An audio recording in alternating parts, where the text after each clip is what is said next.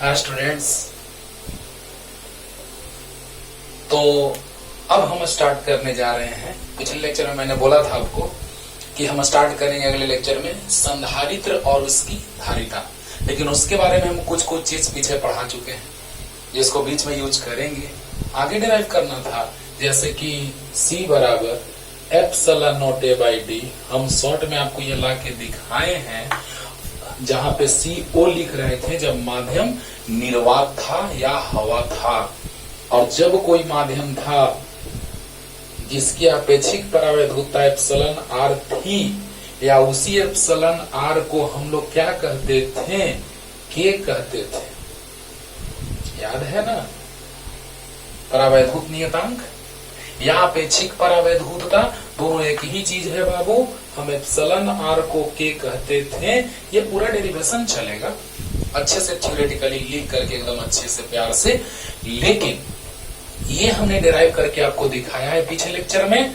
Please पिछले lecture में हम ये समझाए हैं है ना। रेगुलर आप पढ़ रहे हो तो बहुत अच्छा है आपके लिए, नहीं तो अभी फिलहाल यार क्या करोगे यार। हम डिराइव किए हैं पिछले चैप्टर में, लेकिन इसको आगे पढ़ना है। अभी पढ़ना इसको भी आगे है, लेकिन हम डिराइव इसलिए किए थे क्योंकि बीच में ये इस तरह से यूज आता है कि इसके बिना आप स्टार्टिंग का कॉन्सेप्ट अच्छे से समझ ही नहीं सकते। बस सुनाई दिया ना। तो ये बात अभी हम यूज करेंगे आगे। इसको साइड में रखिए और स्टार्ट करते हैं। संधारित्र और इसकी धारिता। संधारित्र और इसकी धारिता। Capacitor and it's capacitance. संधारित्र, कैपेसिटर एंड इसकी और इसकी धारिता एंड इट्स कैपेसिटेंस, है ना, है ना। तो कहने का मतलब कि संधारित्र और इसकी धारिता। संधारित्र मतलब कैपेसिटर, जिसको हम कंडेंसर भी कहते हैं, और कैपेसिटेंस मतलब धारिता। समझना बाबू, इस वर्ड्स में इतने वर्ड्स जो हैं इसमें, उसका भी इंपॉर्टेंस है।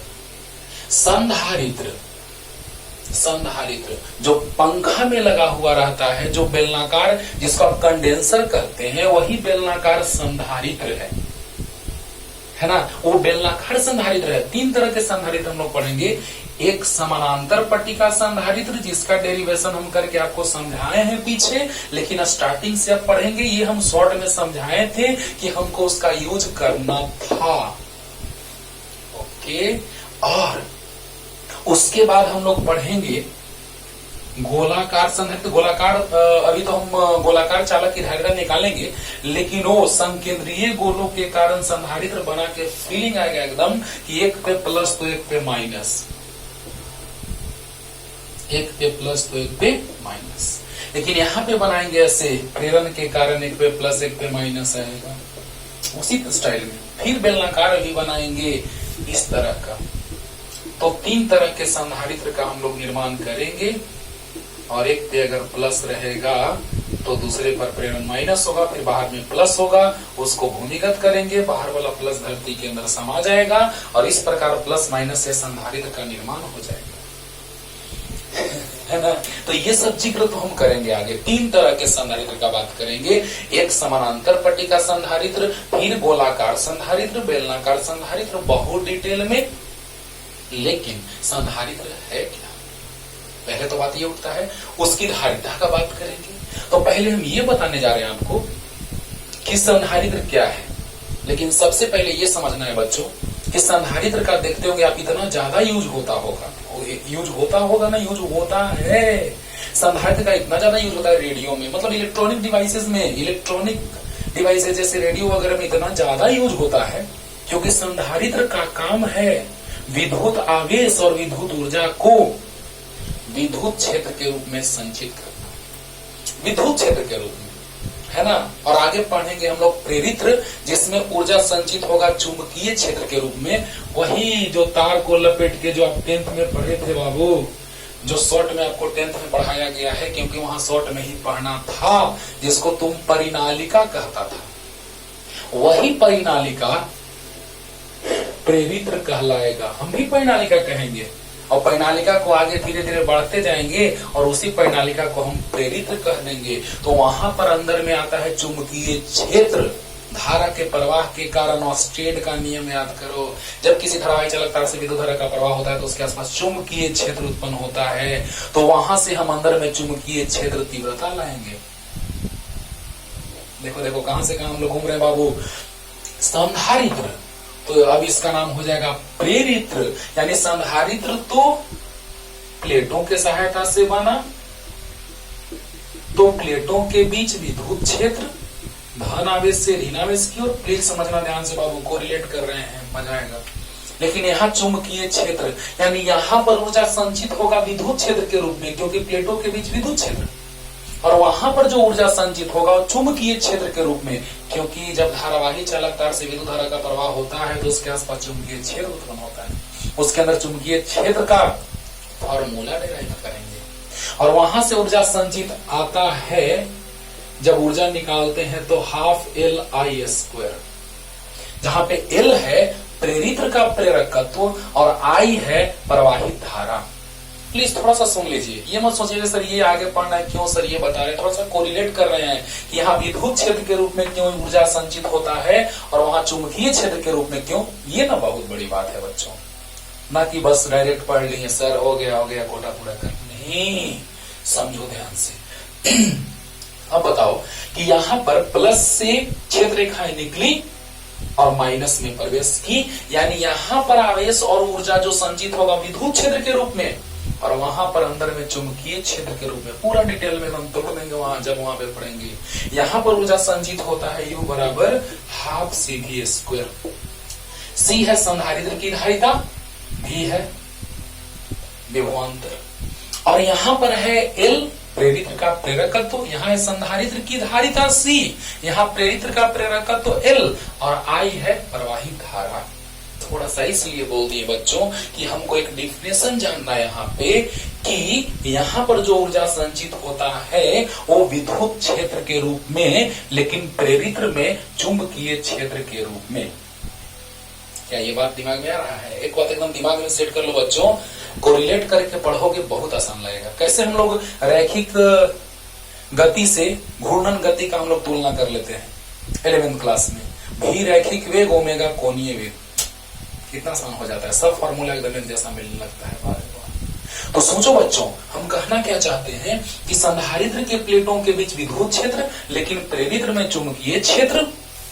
लाएंगे दिशा धारा का प्रवाह के अनुसार, है ना। जब अंदर की ओर तो क्लॉक और बाहर की ओर एंटी क्लॉक, और उसके आधार पर चुंबकीय क्षेत्र लाएंगे। पूरा का पूरा एकदम पानी पानी में देख लेना वहां पे, जैसे यहाँ पे क्लियर करने जा रहे हैं, बैकग्राउंड तैयार कर रहे हैं, वैसे ही वहां भी क्लियर करेंगे अच्छे से बैकग्राउंड तैयार करके। अंडरस्टूड? हाँ, तो चलिए बस वहां याद रखिएगा कि जिस प्रकार संधारित्र में ऊर्जा विद्युत क्षेत्र के रूप में संचित होता है, उसी तरह से प्रेरित्र में ऊर्जा चुंबकीय क्षेत्र के रूप में संचित होता है। क्योंकि विद्युत क्षेत्र से चुंबकीय क्षेत्र का तुलना जब करेंगे तो बहुत सारा कॉन्सेप्ट एकदम पानी पानी हो जाएगा। ठीक है ना। चलिए देखो बच्चों, तो आया बात, ध्यान देना, ये सब तो ऐसे ही बस बात आया संधारित्र का। तो पहले संधारित्र के बारे में हम लोग जानेंगे, फिर इसकी धारिता के बारे में जानेंगे। धारिता मतलब धारण करने की क्षमता। धारण करने की क्षमता मतलब क्या कि जब हम लोग खा रहे हैं तो एक निश्चित सीमा तक खाएंगे, एक निश्चित सीमा तक धारण करेंगे। बोलो बोलो। अब सोचो, जैसे ही याद होगा कि बाल्टी में पानी भरते थे, 2 लेक्चर पहले की बात है कि जब हम बाल्टी में पानी भरते थे, एक निश्चित सीमा के बाद वह पानी बाहर निकलने लगता था, गिरने लगता था। ठीक उसी प्रकार जब चालक को आवेश दिया जाएगा तो एक निश्चित सीमा के बाद यह आवेश का विसर्जन यानी डिस्चार्ज होने लगेगा, बाहर चला जाएगा, वायुमंडल में चला जाएगा एक निश्चित सीमा के बाद। यानी तब तक हम आवेश देंगे जब तक कि उसका विभव महत्तम बढ़ाया जा सके। बोलो बोलो। यानी कि जिस तरह से पानी हम इसमें डाल रहे हैं तब तक भरते रहेंगे जब तक कि ये लबालब ना भर जाए। लबालब मतलब क्या किया, उसके बाद गिर जाएगा। ठीक उसी प्रकार आवेश तब तक देंगे जब तक कि उस पर आवेश लबालब ना हो जाए। तो तब तक इस पर आवेश देंगे जब तक कि आवेश मैक्सिमम कह दो। क्यों क्यों? क्योंकि उसके बाद आवेश वायुमंडल में चला गया। बोला तो इस तरह से हम बात करने जा रहे हैं बाबू संधारित्र का और इसकी धारिता का। धारिता मतलब धारण करने की क्षमता। हम लोग खा रहे हैं ना, मैक्सिमम कैपेसिटी आपको खाने का 6 रोटी और आप खा लिए 7 या 8। समझिए क्या होगा, आप सोच सकते हैं, है ना। तो चलो स्टार्ट करते हैं संधारित्र और इसकी धारिता। तो पहले संधारित्र क्या है? संधारित्र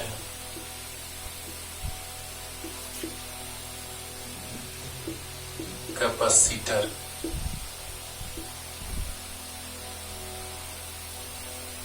ध्यान देना बच्चों। संधारित्र मतलब कैपेसिटर, जिसको हम कंडेंसर भी कहते हैं। ध्यान देना क्या है संधारित्र। तो संधारित्र एक ऐसी युक्ति है, संधारित्र एक ऐसी युक्ति है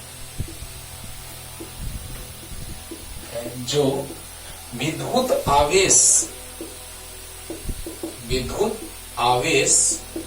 और विद्युत ऊर्जा को विद्युत क्षेत्र के रूप में संचित करता है, को विद्युत क्षेत्र के रूप में संचित करता है। सोचो बच्चों, अभी तुरंत हम बताए हैं कि संधारित्र में ऊर्जा जो संचित होता है वो किस रूप में, विद्युत क्षेत्र के रूप में। और थोड़ा सा प्रेरित्र का हिंट अभी हम दिए थे यहाँ पे आपको कि प्रेरित्र में ऊर्जा संचित होता है चुंबकीय क्षेत्र के रूप में, क्योंकि संधारित्र के प्लेटों के बीच विद्युत क्षेत्र होता है और प्रेरित्र में चुंबकीय क्षेत्र होता है, जो 10th में आप पढ़े हैं बहुत शॉर्ट में, जिसको 12th में बहुत डिटेल में पढ़ाएंगे। ओके, तो देखिएगा जब हम आवेश देते जाएंगे संधारित्र को, यानी चालक को आवेश देते जाएंगे, यानी कि उसमें जमा हो रहा है, आ रहा है, यानी क्या हो रहा है, संधारित्र एक ऐसी युक्ति है जो विद्युत आवेश और विद्युत ऊर्जा को विद्युत क्षेत्र के रूप में संचित करता है। आवेश आ रहा है यानी ऊर्जा आ रहा है, क्योंकि आवेश आएगा तो संधारित्र में संचित ऊर्जा हाफ CV², उसको Q के रूप में भी लाएंगे। समझ रहे हैं ना। अभी लाएंगे फॉर्मूला Q बराबर CV, तो यहां से आ जाएगा U बराबर, अभी हम फॉर्मूला आपको दिखाए हैं जो आगे पढ़ना है हम लोग को, इसी सिलेबस में आगे पढ़ना है, इसी चैप्टर में। तो हाफ C और देखिए V की जगह हम रख दें Q/C। समझना बच्चों, समझना, डिटेल में पढ़ा रहे हैं, एकदम समझो ध्यान से। तो हाफ CV मतलब Q/C, अरे यार C नहीं चलो ना, तो आ गया CQ²/2C², एक C से एक C कट गया, आ गया ना Q²/2C। यानी आवेश बढ़ रहा है, यानी इनडायरेक्टली ऊर्जा भी बढ़ रहा है। समझो, आवेश बढ़ रहा है मतलब ऊर्जा भी बढ़ रहा है, यानी ऊर्जा संचित हो रहा है, आवेश संचित ऊर्जा भी संचित। तो देखो बच्चों, संधारित्र एक ऐसी युक्ति है जो विद्युत आवेश और विद्युत ऊर्जा को विद्युत क्षेत्र के रूप में संचित करता है। याद हो गया होगा। तो बताओ, जैसे ही आवेश देते जाएंगे, तो आगे पढ़ना है, बस समझा रहे हैं। अब बताओ, जितना ही आवेश देते जाएंगे उतना ही विभव बढ़ता जाएगा। V बराबर याद है फॉर्मूला KQ/R, लेकिन याद होना चाहिए एक निश्चित सीमा तक, क्योंकि आपको हमने बताया है कि बाल्टी में जिस तरह से पानी भरते हैं एक निश्चित सीमा के बाद बाहर पानी गिरने लगता है, उसी प्रकार जब आवेश दिया जाता है किसी चालक को तो एक निश्चित सीमा के बाद वह आवेश का विसर्जन वायुमंडल में होने लगता है, उस चार्ज का डिस्चार्जिंग सराउंडिंग में होने लगता है। ओके, तो बताइए, V जो है आवेश बढ़ेगा तो V बढ़ेगा। क्लियर हो रहा है ना, एकदम क्लियर हो रहा होगा। अब देखो बच्चों, एक बात एकदम दिमाग में सेट कर लो कि संधारित्र में ऊर्जा विद्युत क्षेत्र के रूप में संचित होता है, ये बहुत काम देगा 12th में भी और कंपटीशन में भी। तो संधारित्र एक ऐसी युक्ति है जो विद्युत आवेश और विद्युत ऊर्जा को विद्युत क्षेत्र के रूप में संचित करता है। स्लो लगेगा, स्पीड बढ़ा लीजिए, है ना, स्पीड बढ़ा के देखिएगा, मजा आएगा। अब देखिए,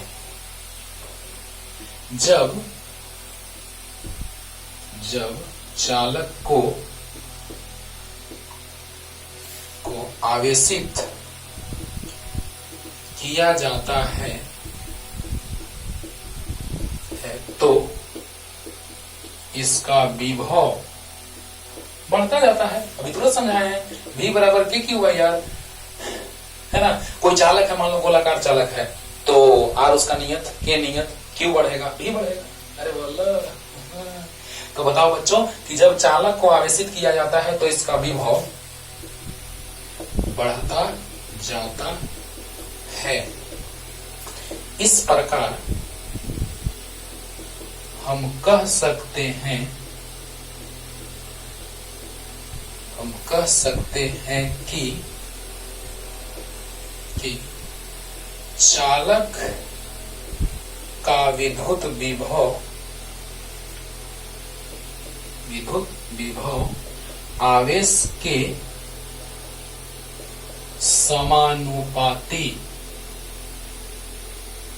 समानुपाती होता है। यहाँ पर भी बात में एकदम है बाबू, ध्यान से सुनना।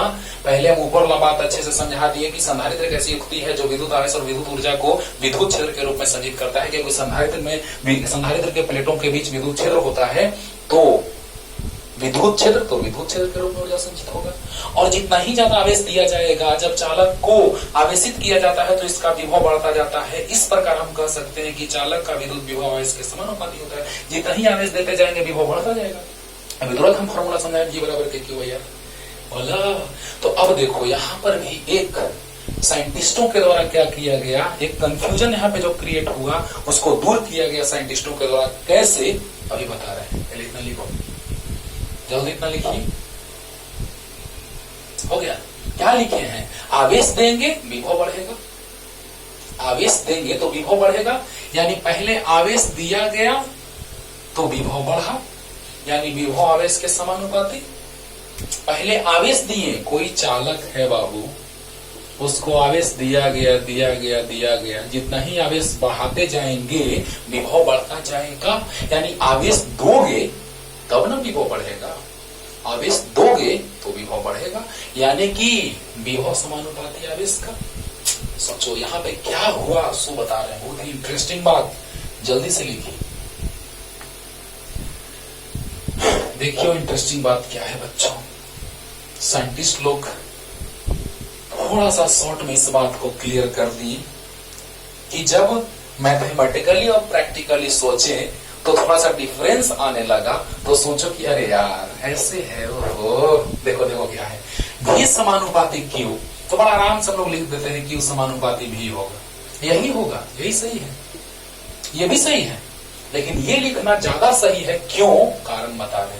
चलो हम मान लो कि ये नहीं जान रहे, थोड़ा देर के लिए भूल जाओ। आवेश दिए तो विभव बढ़ा, आवेश दिया गया तो विभव बढ़ा कि नहीं बढ़ा? अरे जल्दी बोलो। तो बढ़ा से। तो बताओ बच्चों कि जब आवेश देंगे विभव बढ़ेगा, यानी आवेश के समानुपाती विभव है। आवेश दिए तो विभव बढ़ा, यानी विभव समानुपाती आवेश का। अंडरस्टूड और नॉट? क्लियर हो रहा है ना? हाँ।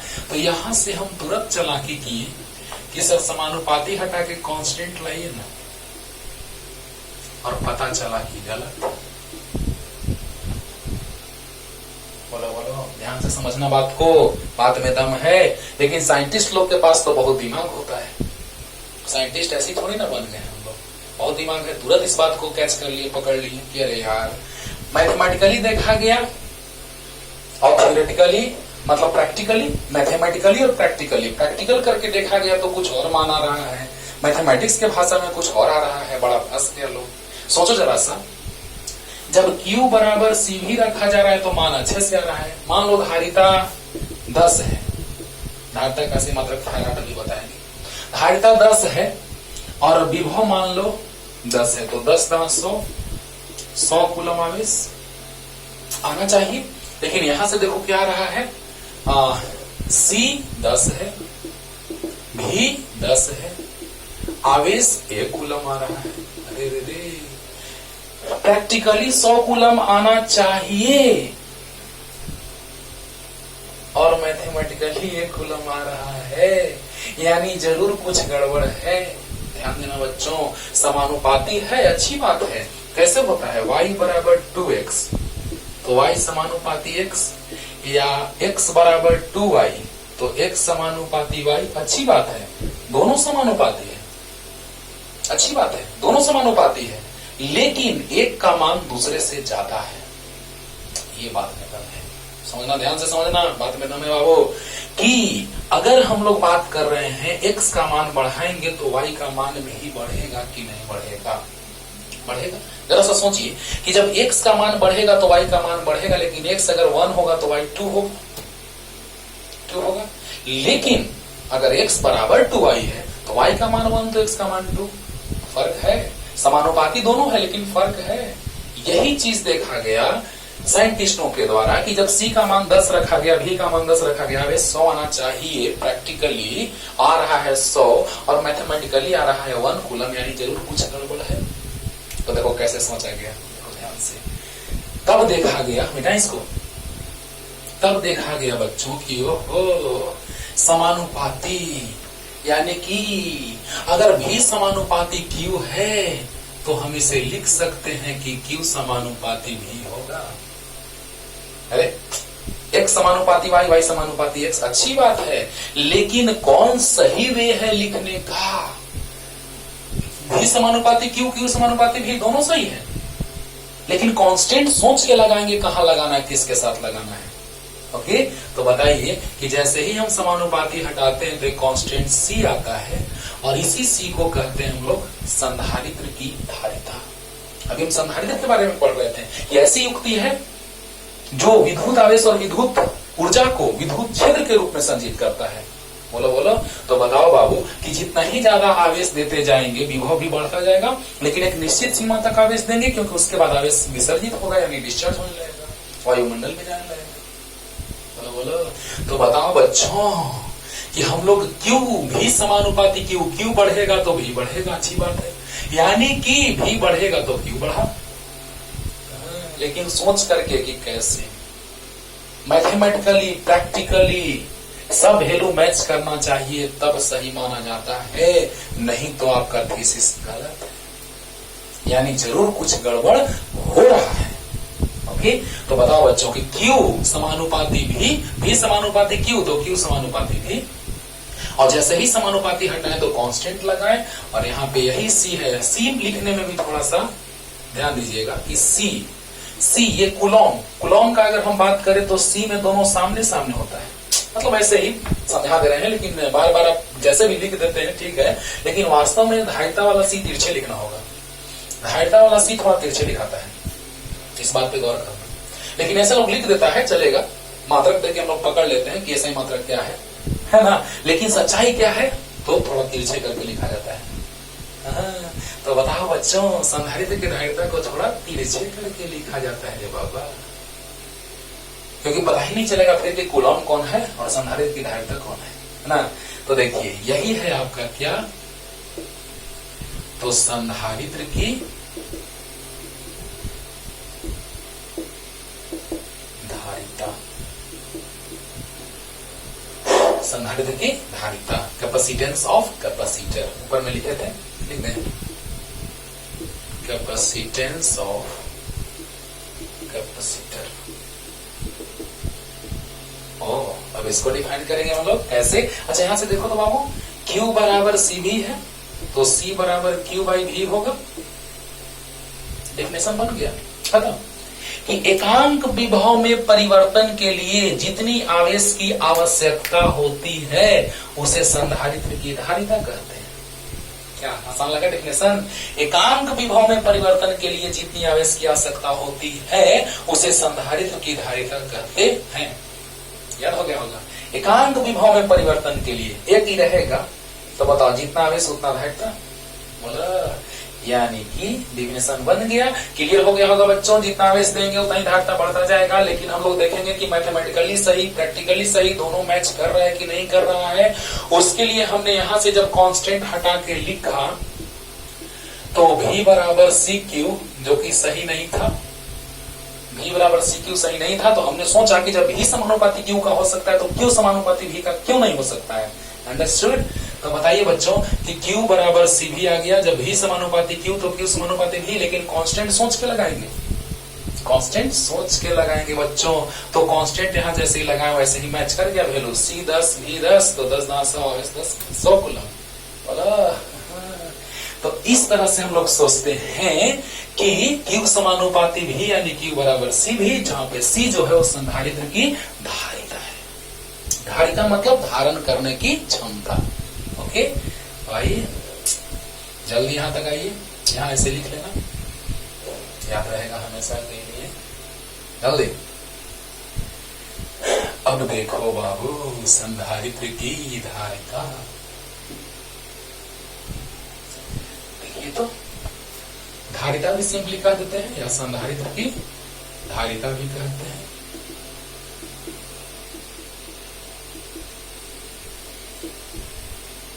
कैपेसिटेंस ऑफ कैपेसिटर,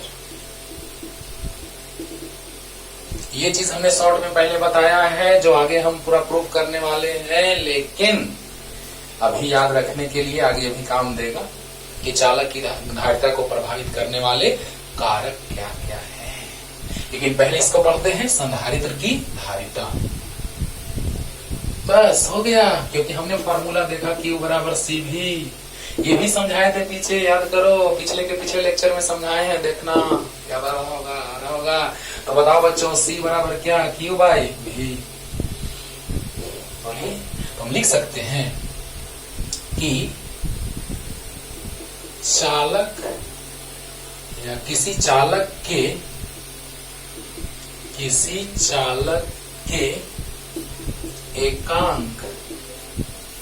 एकांक विभव में परिवर्तन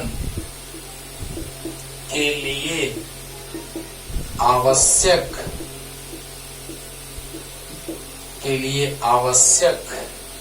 या के लिए जितनी आवेश की आवश्यकता होती है उसे धारिता या संधारित्र की धारिता, उसे संधारित्र की धारिता कही जाती है। उसे संधारित्र की धारिता कही जाती है। अंडरस्टूड? सोचो किसी चालक के एकांक अगर ये 1 हो जाए तो आवेश जितना होगा वही धारिता होगा। क्लियर? तो बताइए, किसी चालक के एकांक विभव में परिवर्तन के लिए जितनी आवेश की आवश्यकता होती है उसे संधारित्र की धारिता कहते हैं। इसे सी थोड़ा तिरछे के द्वारा सूचित किया जाता है जिसका एसआई मात्रक यहां से भी आ जाएगा कूलम प्रति वोल्ट या इसी को कहते हैं फैराड, जिसको F से सूचित करते हैं। बाबू लिख दें, पहले हिंदी लिख दें। जिसका एसआई मात्रक कूलम प्रति वोल्ट C प्रति V या फैराड F होता है। देखो बाबू, जो चीज जिस साइंटिस्ट के द्वारा खोजा गया उनके रेस्पेक्ट में उन्हीं के नाम पे वो मात्रक चलते रहता है। बल न्यूटन है ना, अलेक्जेंडर वोल्ट है ना, तो ध्यान देना, एकदम एक बार में याद हो जाएगा कि C बराबर Q बाई V होता है। C बराबर Q बाई V होता है।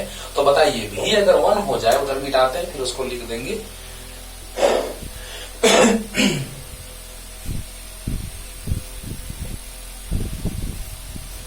देखो बाबू ध्यान से सुनना, तो Q बराबर C भी, तो C बराबर Q बाई V।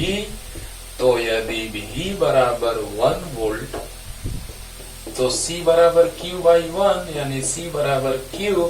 डिफिनेशन में क्लियर।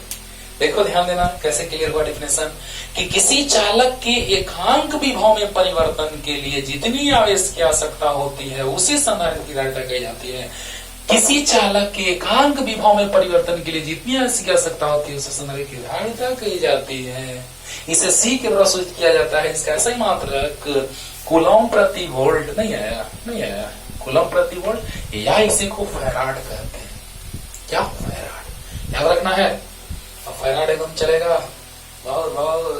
और 7th चैप्टर में तो कहना ही नहीं है। प्रत्यावर्ती धारा में प्रतिरोधक पढ़ेंगे, प्रेरित्र पढ़ेंगे, संधारित्र पढ़ेंगे, आरएल सर्किट, आरसी सर्किट है ना, एलसीआर सर्किट, सब कुछ पढ़ेंगे। एलसी दोलन पढ़ेंगे। मत कहो चलो चलो चलो जल्दी इसको लिख लो, एकदम क्लियर हो गया होगा कि किसी चालक के एकांक विभव में परिवर्तन के लिए जितनी आवेश की आवश्यकता होती है उसे संधारित्र की धारिता कहते हैं। एकांक विभव में परिवर्तन के लिए जितनी आवेश की आवश्यकता होती है उसे संधारित्र की धारिता कहते हैं। याद हो गया होगा, ठीक ना। चलिए संधारित्र भी बता दिए, संधारित्र की धारिता भी बता दी।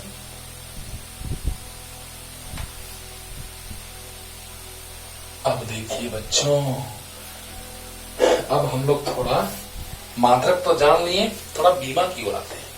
बीमा की ओर, और ये भी बताएंगे कि फैराड बहुत बड़ा मात्रक है। अभी फीलिंग लाएंगे तब बताएंगे। फैराड बहुत बड़ा मात्रक है धारिता का, इसीलिए हम छोटे छोटे मात्रकों का यूज करते हैं, जैसे milli farad, micro farad, nano farad, pico farad, इन सभी का यूज करते हैं, है ना। तो आइए पहले हम लोग बात करने जा रहे हैं बीमा के लिए। तो देखो बाबू, संधारित्र की धारिता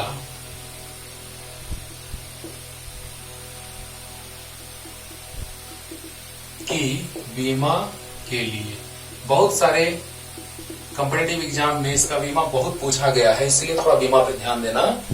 Q बराबर C भी होता है, C बराबर Q बाई V होता है। वाले वाह, याद करो V बराबर W बाई Q, मतलब उस फॉर्मेट में लाने का कोशिश करना जो तुमको पता है, उस फॉर्मेट में लाने का कोशिश करना जो तुमको पता है। तो V बराबर W बाई Q होता है, तो C बराबर Q बाई V, V मतलब W बाई Q, Q ऊपर गया, C बराबर Q बाई W, राइट। अब देखिए कार्य का बीमा याद होगा। देखो बाबू, C की बीमा बराबर Q बाई W की बीमा, है ना।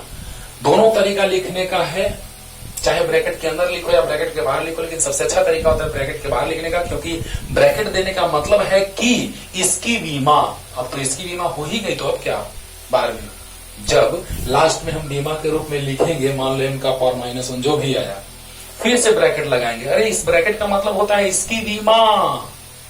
अब बाद में ब्रैकेट लगाने की कोई जरूरत नहीं है, लेकिन बहुत सारे बुक लगाते हैं इसमें ब्रैकेट, नहीं भी लगाते हैं। तो सबसे अच्छा तरीका है कि नहीं लगाओ। क्यों? दोनों में से कोई गलत नहीं है, लेकिन सबसे अच्छा तरीका क्या है कि इसकी बीमा, मतलब ये ब्रैकेट दिया मतलब इसकी बीमा, तो इसकी बीमा मतलब क्या, फिर इसकी बीमा, बीमा तो निकल गया, तो अब क्या, है ना। तो देखो बच्चों, आवेश का IT होता है, आवेश का IT होता है, धारा का A भी होता है, वो भी लिख देंगे लास्ट में, और कार्य का होता है mL² T का पावर -2। तो कितना आ गया, I² T² by mL² T का पावर -2, मतलब m का पावर -1, L का पावर -2, T का पावर 4, I का पावर 2, ये आ गया C की बीमा। C की बीमा इतना, या C की बीमा बराबर m का पावर -1, L का पावर -2, T का पावर 4, A का पावर 2, ये भी होता है, ये भी दिया रहता है एग्जाम में, और ये भी जो आपको दिया रहे, अगर I के फॉर्म में दिया रहे तो I के फॉर्म में, A के फॉर्म में देगा। ओके, आसान लगा होगा। लेकिन कार्य का बीमा आपको याद रखना होगा। कार्य बराबर होता है बल गुना विस्थापन, अभी थोड़ा सा याद दिलाते हैं, ये तो याद होगा। Q बराबर IT होता है, Q बराबर IT, तो Q का बीमा IT, Q का बीमा IT, Q बराबर IT। अरे याद करो यार, आई बराबर क्यू बाई टी, तो क्यू बराबर आई टी, आई का बीमा आई, टी का बीमा टी। अब देखो कार्य बल गुना विस्थापन, बल का होता है एम एल टी का पावर माइनस 2, विस्थापन का एल। अरे सब पढ़ाएंगे, मात्रक बीमा चैप्टर में सब पढ़ाएंगे। अरे क्लासरूम में तो पढ़ाते हैं, यूट्यूब पे जब अपलोड किया जाएगा वीडियो तो पूरा का पूरा डिटेल। तो बताइए बच्चों, एम एल स्क्वायर टी का पावर माइनस 2, ये आ गया कार्य का बीमा। आया देखो ना, बल का होता है एम एल टी का पावर माइनस 2, विस्थापन का एल तो आ गया एम एल का पावर 112 टी का पावर माइनस 2 रखे हैं। तो बताइए क्यू का आई टी और डब्ल्यू का M L square T minus 2 T का पावर माइनस 2 टी इनवर्स 2, और I square T square by M L square T का पावर माइनस 2, तो एम का पावर माइनस 1 ऊपर गया, एल का पावर माइनस 2 ऊपर गया, टी का पावर माइनस है ऊपर गया तो प्लस 2 हुआ, प्लस 2 प्लस 4, और आई का पावर 2, या इसको हम का पावर 2 भी लिखते हैं। क्लियर होगा? क्लियर? तो जल्दी से लिख लीजिए बच्चों, जल्दी कैसे चलना है ये भी लिख लो जल्दी जल्दी। हो गया? बहुत बढ़िया। अब देखो बच्चों, क्लियर हो रहा होगा एकदम अच्छे से। अब देखिए,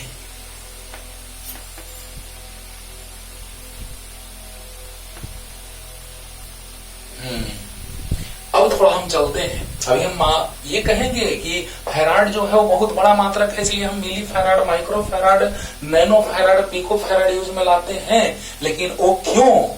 जब फीलिंग आएगा कि सच में सर कम है ना, बहुत बड़ा मात्रक फैराड है तो कम वाला ही सब है, तो सच में यूज में ला रहे, अच्छी बात है। फीलिंग आएगा तब। तो पहले हेडिंग की ओर चलते हैं बच्चों। चालक की धारिता को प्रभावित करने वाले कारक, फैक्टर्स affecting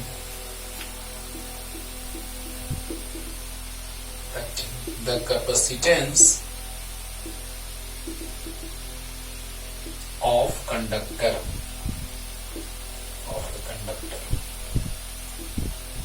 ओहो, मजा आएगा, एकदम आसान लगेगा, एकदम आसान लगेगा। अभी कुछ देर पहले सी बराबर लिखे तब सरेंडर भाई डी, हाँ देखो ना अभी काम देगा।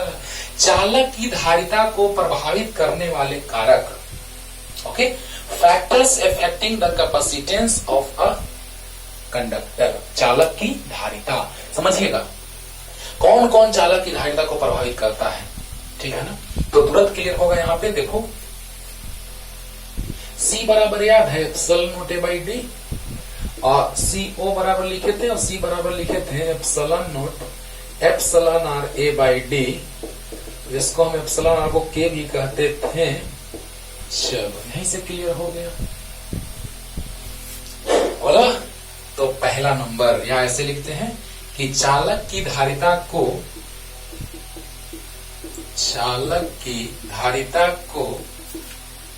प्रभावित करने वाले कुछ महत्वपूर्ण कारक इस प्रकार हैं, इस प्रकार है। देखिए बच्चों, यहाँ पे दोनों एकदम दिमाग में रखिए, मजा आएगा एकदम, फैंटास्टिक। चालक की धारिता को प्रभावित करने वाले कुछ महत्वपूर्ण कारक इस प्रकार हैं। ए नंबर, चालक की धारिता को कौन कौन प्रभावित करता है, ये दिमाग में रखना है। तो चालक की धारिता को प्रभावित करने वाले कुछ महत्वपूर्ण कारक, तो आइए समझते हैं बच्चों। पहला नंबर, चालक का क्षेत्रफल। चालक का क्षेत्रफल समझिए, खत्म हो गया। तो जितना ही क्षेत्रफल बढ़ाएंगे धारिता का मान बढ़ता जाएगा। फॉर्मूला पीछे लाए हैं जिससे हमको काम दे रहा है। और एक लाइन में हम ये भी कह सकते हैं कि क्षेत्रफल बढ़ेगा विभव घटेगा, है ना। अब देखो जरा सा ध्यान देना, अरे मेरे भाई Q बराबर CV। अब तुम ही बताओ कि किसी भी चालक को आपने आवेश दे दिया, ठीक है, धारिता बढ़ रहा है यानी विभव को घटना होगा। आवेश नियत है, मान लो आवेश 20 कूलम है और ये है मान लो 10 इंटू 2, 20 आया, 20 आया, चलो ठीक है। Q बराबर 20 तो 10 गुना 2 20। अब मान लीजिए धारिता को बढ़ा देना है तो धारिता को 10 से 20 कर दो तो विभव को घटना होगा। अरे बोलो, देखो ये लाए थे कि इसलिए अब पता चल रहा है ना, बहुत जगह ये काम दे रहा है, पढ़ना आगे है लेकिन काम हम लोग को पहले ही दे रहा है, इसलिए हम पहले ड्राइव करके रख लिए। मतलब जिस स्टाइल में आप ज्यादा से ज्यादा सीख सकते हैं उस स्टाइल में मैंने आपके सामने कॉन्सेप्ट को रख दिया है। अब सोचिए जरा सा कि जैसे ही Q किसी भी चालक को आवेश दिया गया, वो आवेश एक निश्चित मान है तो Q तो नियत है। अब धारिता बढ़ेगा तो विभव को घटना होगा, यानी कि धारिता 10 था तो विभव 2 था, धारिता 20 हो गया तो विभव 1 हो गया, क्योंकि 20 से कम 20, 10 गुना 20, यानी विभव घट रहा है, धारिता बढ़ रहा है। यानी कहने का मतलब बच्चों समझ आ गया होगा। तो देखो चालक का क्षेत्रफल बढ़ने पर, चालक यहां से एकदम आराम से समझ सकते हैं कि क्षेत्रफल बढ़ रहा है, धारिता बढ़ रहा है। हाँ, बाकी चीज नियत होना चाहिए, ये दिमाग में सेट रखना होगा कि बाकी अन्य चीज जैसे डी हो गया है ना, माध्यम हो गया आसपास का, सब नियत होना चाहिए। तो चालक का क्षेत्रफल, चालक का क्षेत्रफल बढ़ने पर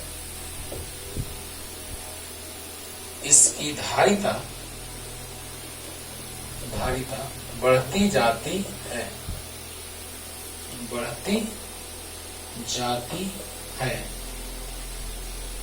और विभव घटता जाता है।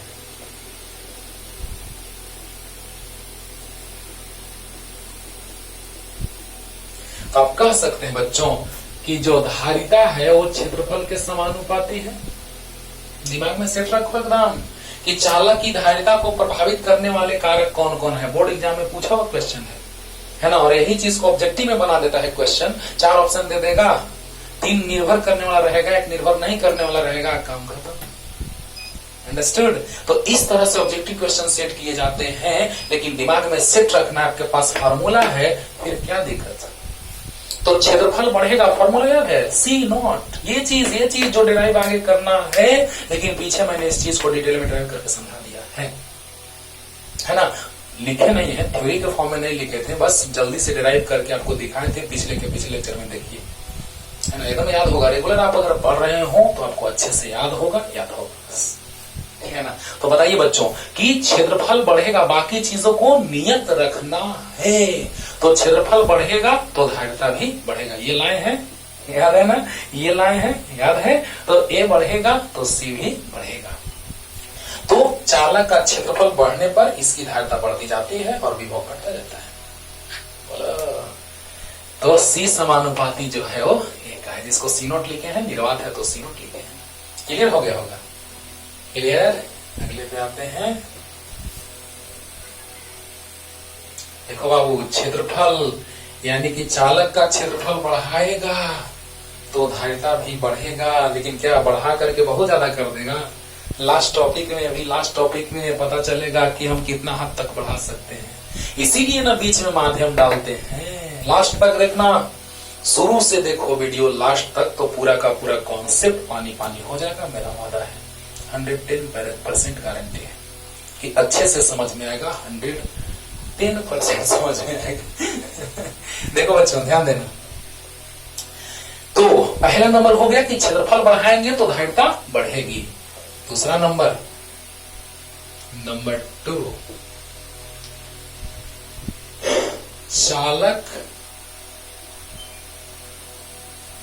चालक प्लेटों के बीच की दूरी पर,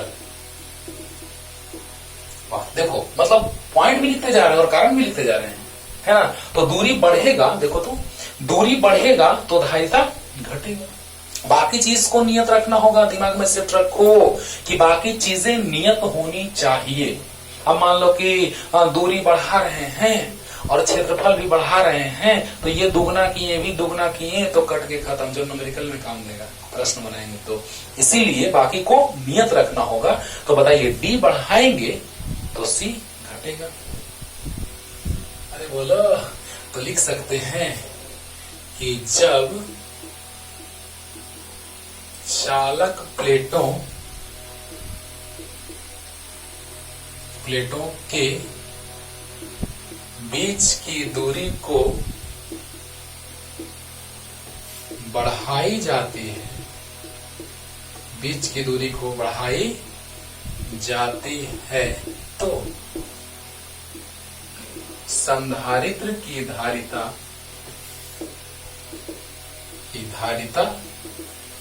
घटती जाती है। यानी कि सी नॉट समानुपाती 1/d कहो, चाहे सी नॉट व्युत्क्रमानुपाती d कहो।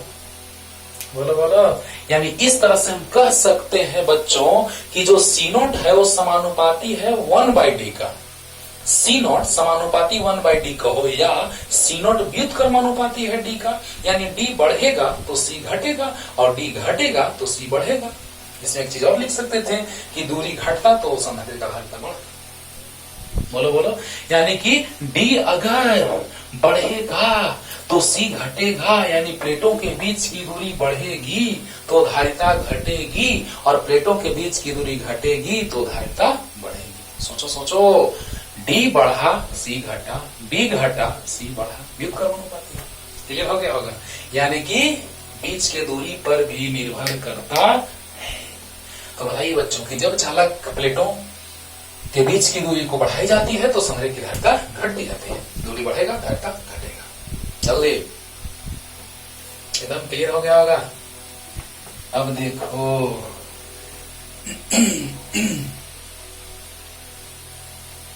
सबसे लास्ट पॉइंट तो मार्वेलस है बाबू। अगला पॉइंट तो क्लियर है, आपको बता चुके हम पहले से भी कि तीसरा नंबर परावैद्युत माध्यम पर। अब बताओ, प्लेटों के बीच अगर माध्यम रख देंगे या संधारित्र को ही या चालक प्लेटों को ही माध्यम में डुबा देंगे, माध्यम में रख देंगे, तो क्या होगा? उसकी धारिता बढ़ जाएगी। देखो कैसे, एक चीज ऐसे सोच सकते हैं आप कि अगर Q आवेश है यहाँ पे और इस बिंदु पर विभव निकालना है R दूरी पर, तो V बराबर फॉर्मूला KQ/R। अरे बोला, K मतलब क्या? यही K नहीं, ये होता है 1/4 पाई एप्सिलॉन नॉट Q/R। तो ये मध्य भी लिखो, नहीं तो कंफ्यूजन होगा तुम लोगों। लेकिन अगर हम इसको माध्यम में डुबा दिए और R दूरी पर रख दिए, वही K परावैद्युत वाले माध्यम में और R दूरी पर स्थित बिंदु P पर अगर विभव पूछा जाए तो भी बराबर आ जाएगा 1/4 pi epsilon naught epsilon R Q/R। क्यों? माध्यम में रहता था तो एप्सिलॉन होता था, बोला, और हवा में या निर्वात में तो निर्वात। यानी कि जब निर्वात या हवा में तो निर्वात की परावैद्युतता, लेकिन जब माध्यम में तो माध्यम की परावैद्युतता, तो भी बराबर लिख सकते हैं यहां से बच्चों कि भी बराबर आ गया 1/4 pi epsilon naught epsilon R Q/R। तो बताइए, एप्सिलॉन को के कहते थे, याद करो। तो भी बराबर, इसको भी ओ कह दे थोड़ा देर के लिए, क्योंकि निर्वात में तो भी ओ और माध्यम में तो भी, इसको लिख सकते हैं 1/एप्सिलॉन R को के लिख दें। चलो एक मिनट बाद लिखेंगे। तो 1/K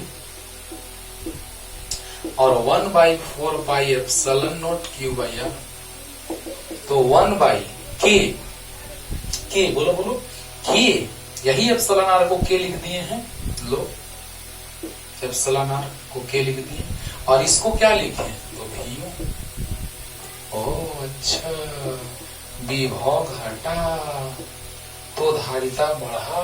पहले से विभव मान लो 10 वोल्ट है, पहले से विभव 10 वोल्ट है, और दो आपेक्षिक परावैद्युतता का या परावैद्युत नियतांक 2 वाला कोई माध्यम ला दिए तो 10/2 बराबर 5 आ गया। लेकिन यहाँ देखो तो दो लाएंगे, दो अपेक्षित परावैधुता वाला या परावैधुत नियतांक वाला, तो 2 से गुना करेंगे। अरे यार बोलो यार, ये है ना, चलो देखो k into epsilon note A by D लिख सकते हैं इसको, तो k इंटू सी नोट लिख सकते हैं, C0 या C नोट, इसके जगह पे C नोट लिख सकते हैं। आराम से समझो, एकदम कोई एक वकील नहीं, अच्छे से समझ में आएगा, ध्यान से सुनो। यानी कि माध्यम लाने पर विभव घट रहा है लेकिन धारिता बढ़ रहा है। यानी हम लिख सकते हैं परावैधुत माध्यम पर, यानी कि जब चालकों को परावैधुत माध्यम में रख दिया जाए तो उसका विभव घटता है। बोलो बोलो, तो उस संधारित्र का विभव घटता है जबकि उसकी धारिता बढ़ जाती है। कितना गुना? तो जितना परावैधुत नियतांक है उतना ही गुना धारिता बढ़ जाता है। क्लियर हो गया होगा? अरे बोलो बोलो, फिर से एक बार रिपीट कर रहे हैं, मजा आएगा एकदम। यहाँ से तो साफ साफ एकदम क्लियर हो रहा होगा कि के बढ़ेगा तो धारिता बढ़ेगा। लेकिन एक चीज और हमको सिखलाना है, इसीलिए फाइनलाइज कर दिए कॉन्सेप्ट को कि अगर निर्वात में रखा जाएगा तो यहाँ पर भी वो जो आएगा वो 1/4 pi epsilon naught Q by R होगा। लेकिन जब माध्यम में रख दिया जाएगा जिसका अपेक्षित परावैधुतता कहो या परावैधुत नियतांक कहो, अरे याद है एप्सिलॉन बराबर epsilon naught into epsilon R, तो एकदम सर अच्छे से याद है। तो जब निर्वात में रखते थे तो VO बराबर 1/4 pi epsilon naught Q by R, लेकिन जब माध्यम में रखते थे तो V बराबर 1/4 पाई एप्सिलॉन, माध्यम की परावैधुतता एप्सिलॉन होता है क्यू बाई आर। अरे बहुत बार बोले, माध्यम की परावैधुतता तो एप्सिलॉन और निर्वात की परावैधुतता तो एप्सिलॉन नॉट, तो निर्वात में तो V नॉट, तो 1/4 pi epsilon naught Q by R. बोलो, तो अब जब हम माध्यम में रख दिए तो 1/4 pi epsilon Q by R. अरे बोलो, तो बताओ एप्सिलॉन मतलब कि epsilon naught into epsilon are.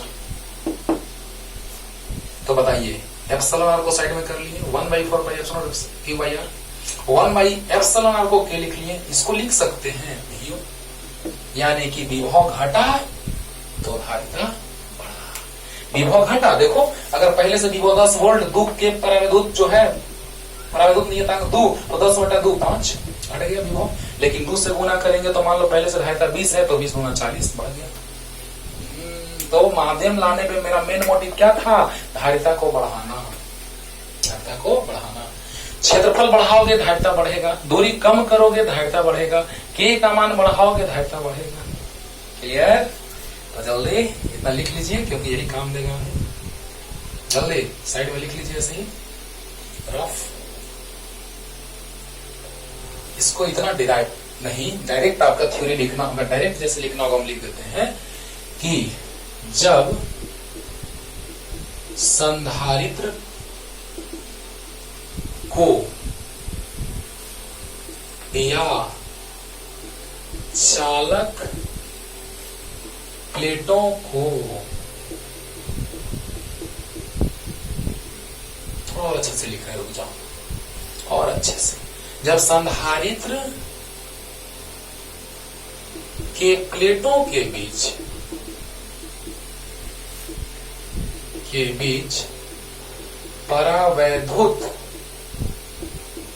माध्यम, जब संधारित्र के प्लेटों के बीच चालक प्लेट होता है, तो जब संधारित्र के प्लेटों के बीच परावैधुत माध्यम, अरे प्लेट जो होता है चालक का, एक प्लस आवेश से आवेशित, एक माइनस आवेश से आवेशित, समान परिमाण में आवेश क्षेत्रफल बराबर। तो जब संधारित्र के प्लेटों के बीच परावैधुत माध्यम लाई जाती है तो विभव का मान, अभी तुरंत बताए हैं, घटता है। कैसे घटता है देख लो, V बराबर VO बाई के, देखा ना, अभी जस्ट बताए हैं, घटता है जबकि धारिता का मान बढ़ता है। कैसे बढ़ता है ये भी बताएं, C बराबर के सी नॉट, ये सब काम देगा ऑब्जेक्टिव में, कंपटीशन क्वेश्चन का। हाँ, मेडिकल, इंजीनियरिंग, ये सब के कंपटीशन के एग्जाम्स में जो क्वेश्चंस हैं वो इस पे मार्वेलस एकदम, एक बार फॉर्मूला पुट करो आंसर आएगा, है ना। फिर से उसको रिमाइंड कराएंगे, लेकिन अभी समझिए ध्यान से, तुरंत हम लाए हैं V बराबर VO बाई K और C बराबर K C नॉट, लाए हैं कि नहीं लाए हैं। तो बताओ बच्चों, जब संधारित्र के प्लेटों के बीच परावैद्युत माध्यम लाई जाती है तो विभव का मान घटता है जबकि धारिता का मान बढ़ता है। क्लियर हो गया? देखो ना, K बढ़ेगा धारिता बढ़ेगा, क्योंकि K का मान 1 या 1 से अधिक होता है। तो 1 से अधिक निर्वात ला रहे हैं, तो निर्वात था तो ये फॉर्मूला, और कोई माध्यम आ गया तो उसका मान 1 से ज्यादा होगा, तो K का मान 1 से ज्यादा होगा तो C का मान बढ़ेगा, और K का मान 1 से ज्यादा होगा तो V का मान घटेगा। क्लियर हो गया? विभव का मान घटता है और धारिता का मान बढ़ता है। कब? जब हम चालक प्लेटों के बीच या संधारित्र के प्लेटों के बीच अगर परावैद्युत माध्यम ला देते हैं तो। क्लियर हो गया होगा? जल्दी अब देखो बाबू, अगले लेक्चर में जिसको डिटेल में पढ़ना है जिस चीज को, उसका थोड़ा सा हम लोग बात कर रहे हैं कि 4 नंबर, जब आवेशित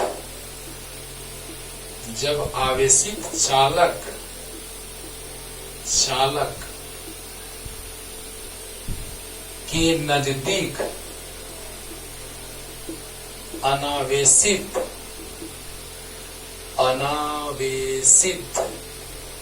चालक प्लेट या कुछ भी, गोला बेलन कुछ भी, प्लेट लाई जाए,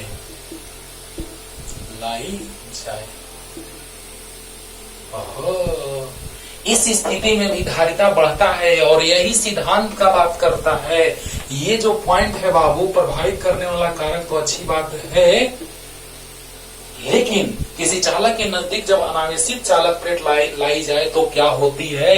तो धारिता का मान बढ़ता है, जिसका सिद्धांत का बात थोड़ा सा हम करेंगे, हाँ, लेकिन अगले लेक्चर में इसको पूरा का पूरा डिटेल पढ़ना, याद करना। हम बोले हैं 4 नंबर पॉइंट नेक्स्ट लेक्चर में डिटेल में पढ़ेंगे, है ना। नेक्स्ट लेक्चर में हम लोग डिटेल में पढ़ेंगे, है ना। तो सोचना 4 नंबर को यहाँ पे जो पढ़ना है उसको तो पढ़ ही लेंगे, लेकिन नेक्स्ट लेक्चर पर जो कॉन्सेप्ट है, जो संधारित्र के सिद्धांत का बात करता है, वो चीज हम लोग इसी पॉइंट से सीखेंगे, जिसको हम थोड़ा सा भी बताने जा रहे हैं। देखिएगा क्या होता है। अगर कोई चालक प्लेट है तो इस पर प्लस आवेश है पहले से, अक्सर हम लोग प्लस लेके चलते हैं और सेंस ऑलवेज भी पॉजिटिव। तो बताइए, एक अनावेशित है, ये आवेशित था, ये अनावेशित था, तो अनावेशित लाए, तो जैसे ही अनावेशित लाए तो प्रेरण हुआ। अभी शॉर्ट में यहाँ पे जो पढ़ना है वो, और अगले चैप्टर में पूरा इसको पूरा एकदम पोस्टमार्टम कर देंगे, ठीक है। तो यहाँ प्लस प्रेरित हुआ और यहाँ माइनस और यहाँ प्लस प्रेरित हुआ। यहाँ अगर इस पर प्लस है तो यहाँ माइनस प्रेरित होगा, तो यहाँ प्लस, और जैसे ही इसको भूमिगत किया जाएगा ऐसे ही संधारित्र बनता है बाबू। तो इसको भूमिगत कर देते हैं, ये प्लस है और ये माइनस, और इसी प्रकार जो प्लस है भूमिगत हो जाता है, इस प्रकार संधारित्र बनता है, जिस पर जितना प्लस आवेश उतना ही माइनस आवेश हो जाता है कि नहीं हो जाता है? हो जाता है। तो सोचिएगा कि यहाँ पर जैसे ही आवेश इधर प्रेरित हुआ, भूमिगत किए, विभव घटा। पहले विभव घटा, पहले ही एकदम डिटेल में वहां पे तोड़ेंगे, अभी बस इतना खाली दिमाग में रखो कि विभव घटता है, पूरा एकदम डिराइव करके बताएंगे, पूरा डिटेल एकदम, है ना। 4 नंबर पॉइंट को समझ लो कि अभी जितना यहाँ पे जानना है उतना बता रहे हैं। यहाँ पे यही चीज अभी समझो कि जैसे ही हम कोई अनावेशित चालक प्लेट लाएंगे तो प्रेरण के द्वारा आवेशन होगा, जिसके कारण विभव घटेगा, और फिर से भूमिगत करेंगे तो और भी विभव घटेगा, तो धारिता और भी बढ़ेगा। इतना ही यहाँ पे जानना है ना। लेकिन इसका पूरा डिटेल देखिएगा, कितना डिटेल में हम लेक्चर में बताएंगे।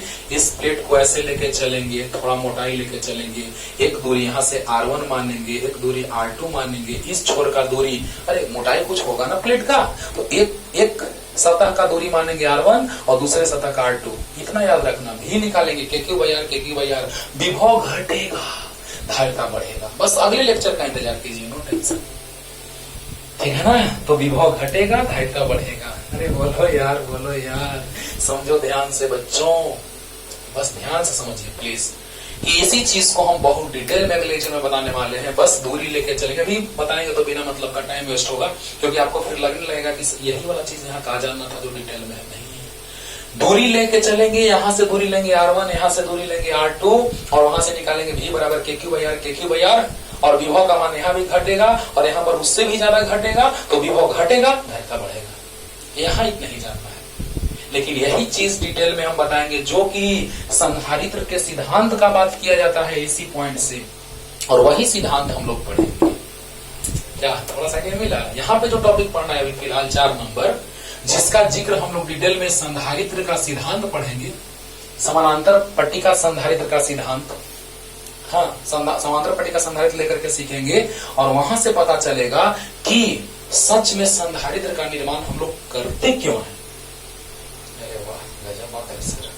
सोचो सोचो, बस ध्यान से पढ़ते रहो बच्चों। थोड़ा सा बताएं, थोड़ा सा बताएं, देखो चलो बताते हैं, मिटाएं, देखो क्या हम कहने चाह रहे हैं, सो थोड़ा सा सुन ही लो बाबू। चलो सुन लो, ये प्लेट है, कुछ तो मोटाई होगा, चलो इस पे प्लस है, ये पहले से आवेशित है, और ये अनावेशित है, इसका कुछ मोटाई होगा। तो एक सतह का दूरी हम मान लिए R1, और एक सतह का दूरी मान लिए R2, जो अगले टॉपिक अगले लेक्चर में पढ़ाने वाले हैं। इससे आपको सहायता मिलेगा, क्योंकि ऐसे ही करके बताएंगे वहां पे हम। तो इस पर आवेश प्लस Q है, यहाँ पे प्रेरण हुआ, माइनस Q, यहाँ पे प्रेरण हुआ, प्लस Q। चलो थोड़ा सा हिंट दे रहे हैं, देखो, तो भी बराबर, ध्यान देना, भी जो आएगा परिणामी, अपने कारण तो विभव है ना, और जब हम बात करेंगे इसके कारण विभव, तो देखना कैसे घटेगा, कैसे कमी आएगा विभव में। इसके कारण हम बात करें, पहले घटने का बात करें, मुख्य रूप से घटने का बात करें, तो इसके कारण विभव आएगा K-Q/R1, और प्लस इसके कारण इसके सतह पर विभव, अपने कारण तो होगा ही, उससे हमको कोई दिक्कत नहीं है अभी, बस हमको इसके कारण देखना है घट रहा है कि नहीं घट रहा है, क्योंकि वहां तो डिटेल में चलेगा ही। आपको थोड़ा सा समझने के लिए मैं यहाँ पे समझा रहे हैं। कहेगा कि नहीं सर बस डायरेक्ट आप कह दिए विभव घट रहे हैं, देखो कैसे घट रहे हैं, और K+Q/R2। अब तुम बताओ ये माइनस घट क्यों रहा है, कारण बता रहे हैं, क्योंकि इसके पास विभव अपना मान लो था 10 वोल्ट पहले से। अब देखो यहाँ पे ये आ गया -KQ/R1 और प्लस KQ/R2, घट गया। देखो R1 कम है, बोलो बोलो, R1 कम है, R2 ज्यादा है, थोड़ा ही कम है। मान लो इस सतह से दूरी R1 और इस सतह से दूरी R2, तो R1 बोल रहे हैं कि संधारित्र का सिद्धांत है जो इसी पर आधारित है, जो बहुत डिटेल में चलेगा, अगले लेक्चर में स्टार्ट ही होगा। लेकिन थोड़ा सा समझा रहे हैं कि आपको लगे कि विभव घटा कैसे।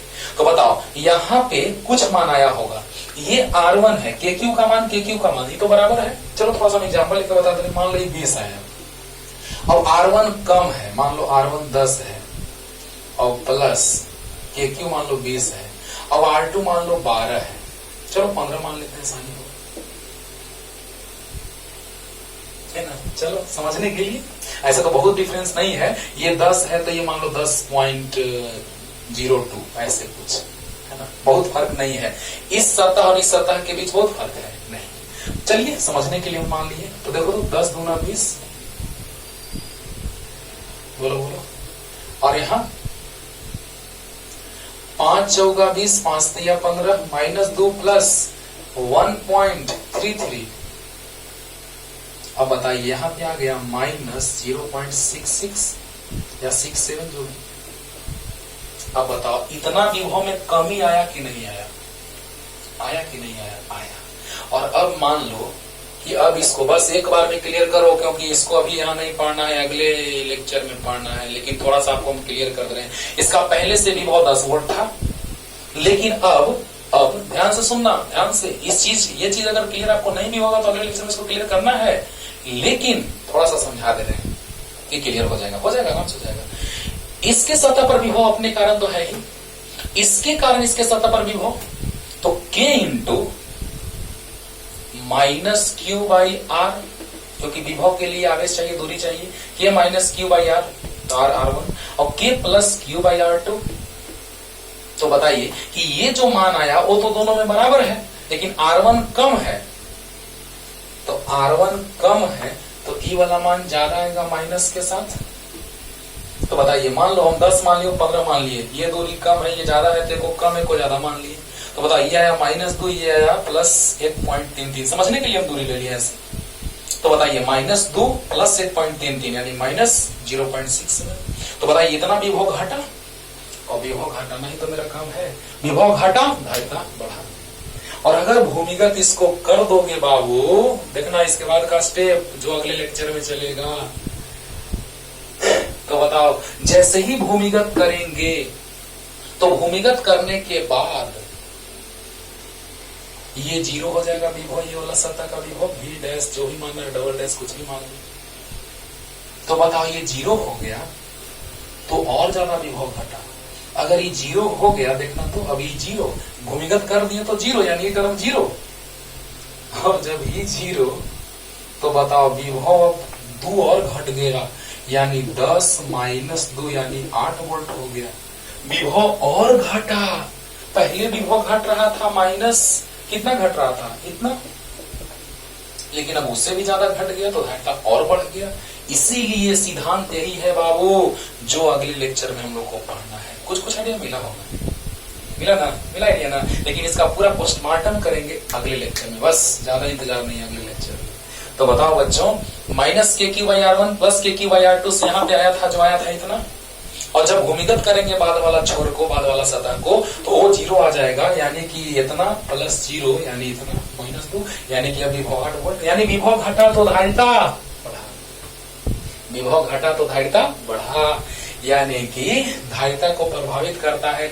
किसी आवेशी चालक के नजदीक कोई अनावेशी चालक ला दो तो ही आइडिया मिला आइडिया। तो यहाँ जो पढ़ना था उससे बहुत ज्यादा बता दिए, जो आगे हम लोग को अगले लेक्चर में पढ़ना है। लेकिन चलिए सीखिए अच्छे से, कोई दिक्कत नहीं है। ध्यान से, जब किसी आवेशित चालक, जब किसी आवेशी चालक के नजदीक अनावेशित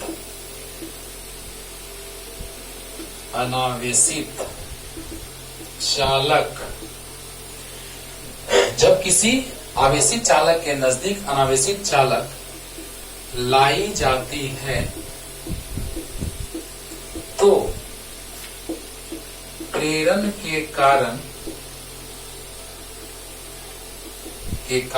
आवेशन होता है और विद्युत विभव घटता है। इसके बाद उसके दूसरे सतह को, देखा था ना, दूसरे सतह को भूमिगत कर रहे थे, दूसरे सतह को भूमिगत करने के फलस्वरूप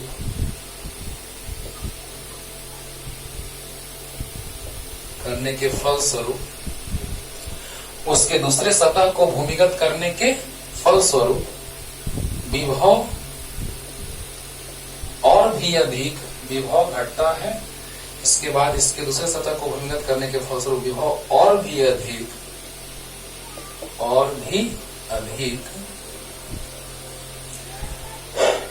दूसरे सतह को भूमिगत करने के फलस्वरूप उसका विभव और भी अधिक घटता है और धारिता बहुत अधिक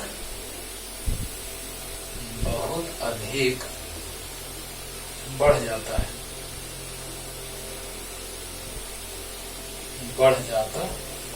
जब अभी हम सिखा दिए बाबू। जो अगले लेक्चर हम लोग को जानना है, अगले लेक्चर में हम लोग जानेंगे गोलाकार संधारित्र, गोलाकार चालक की धारिता जानेंगे। वहां से सीखेंगे कि फैराड जो है वो धारिता का बहुत बड़ा मात्रक क्यों है। राइट, लेकिन ध्यान से सुनो पहले, क्योंकि लेक्चर ज्यादा बड़ा हो जाता है, बकबकाने लगते हैं, है ना। देखो ध्यान दो, नहीं तो आज ही मन है मेरा पढ़ाने का। गोलाकार चालक का धारिता अगर हम लोग बात करेंगे तो आता है C बराबर 4πε0 हम अभी हिंट देंगे थोड़ा सा इसके बारे में, देखना ना मजा आएगा। और तब अगले लेक्चर में इसको डिटेल में डिस्क्राइब करेंगे। अभी शॉर्ट में सुना, जो अगले लेक्चर में इसको बताने वाले हैं पूरा इसका सिद्धांत चलेगा संधारित्र का। मत कहो, सिद्धांत जो है इसी पर आधारित है कि जब हम चालक प्लेट के नजदीक, आवेशी चालक प्लेट के नजदीक एक अनावेशी चालक प्लेट लाएं तो इस पर प्लस है तो इस पर माइनस, उधर प्लस, है ना, तो विभव घटा। समझाएं कैसे, है ना, अगले लेक्चर में और डिटेल में सीखेंगे, वही पढ़ना है उसको। और जब भूमिगत करेंगे तो और भी विभव घटेगा तो धारिता और भी बढ़ेगा। बोलो, यानी कि इस चीज को ऐसे हमने किया कि यहाँ पर प्लस था तो यहाँ पे माइनस प्रेरित हुआ, तो यहाँ पे प्लस प्रेरित हुआ, तो विभव घटा भी समझाएं।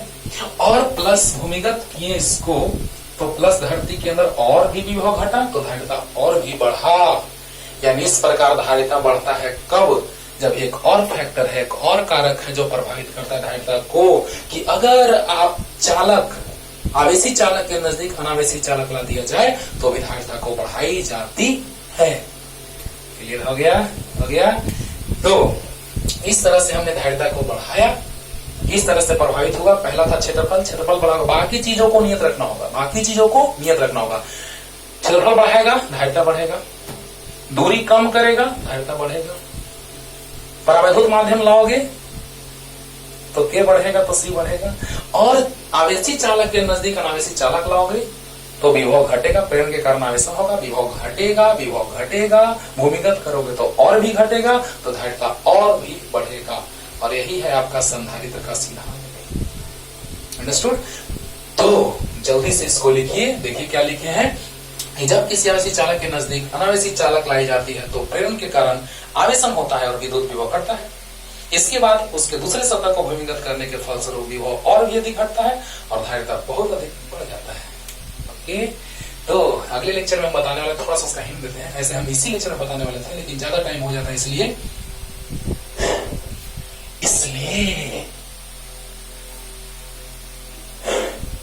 समझा दे रहे हैं थोड़ा सा, है ना। एक चालक है जिस पर आवेश क्यू रहेगा, अभी शॉर्ट में बता रहे हैं जिसका पूरा डिटेल चलेगा। क्यू त्रिज्या r, विभव सतह पे होता है 1/4πε0 Q/r। और अभी बताए हैं Q बराबर C भी। जल्दी जल्दी सीखो, अगले लेक्चर का चीज है ये कि जब एक गोला होता है जिस पर आवेश Q रहता है त्रिज्या r, तो उसका विभव जानता है सतह पर हर एक बिंदु पर विभव समान रहता है, जो समविभव तल के रूप में भी जाना जाता था। तो V बराबर 1/4πε0 Q/r। Q बराबर C भी, तो Q बराबर C भी मतलब क्या, Q/4πε0r। Q से Q कट गया, C बराबर आ गया 4πε0r। यहाँ से एप्सिलॉन का एक और ऐसा ही मात्रक आएगा, फैराड बटा में मीटर, फैराड प्रति मीटर। अगले क्लास में ये पूरा पोस्टमार्टम होगा। एक और मात्रक एप्सिलॉन का मात्रक जानता है पहले से, F बराबर होता है 1/4πε0 Q1 Q2/r²। एप्सिलॉन को इधर लाओ, 1/4πf Q1 Q2/r²। ये बहुत ही फेमस ऐसा ही मात्रक है बाबू, फैराड प्रति मीटर। देखो यहाँ से एप्सिलॉन बराबर, ये तो पहले से पता है कूलम का नियम, 1/4πf नीचे आ गया, एप्सिलॉन इधर आ गया, Q1 Q2/r²। तो आवेश कूलम स्क्वायर, बल का न्यूटन, दूरी का मीटर स्क्वायर, तो प्रति न्यूटन प्रति मीटर स्क्वायर ऊपर गया तो कूलम स्क्वायर। और धारिता का फैराड 4π का नहीं होता है, एप्सिलॉन। और त्रिज्या का मीटर तो आ गया फैराड प्रति मीटर, फैराड बटा मीटर, यानी मीटर ऊपर जाएगा, फैराड प्रति मीटर। मतलब ऐसा ही मात्रक ये भी होता है, ये भी होता है, लेकिन ये ज्यादा फेमस है, फैराड प्रति मीटर। ये चीज जो हम थोड़ा सा आपको हिंट दिए, जो अगले लेक्चर का चीज है, जो हमको आज ही पढ़ाना था, लेकिन ज्यादा टाइम हो जाता है, इसीलिए आप बकाने लगते हैं, तो अगले लेक्चर में ओके, पढ़ते रहिए अच्छे से।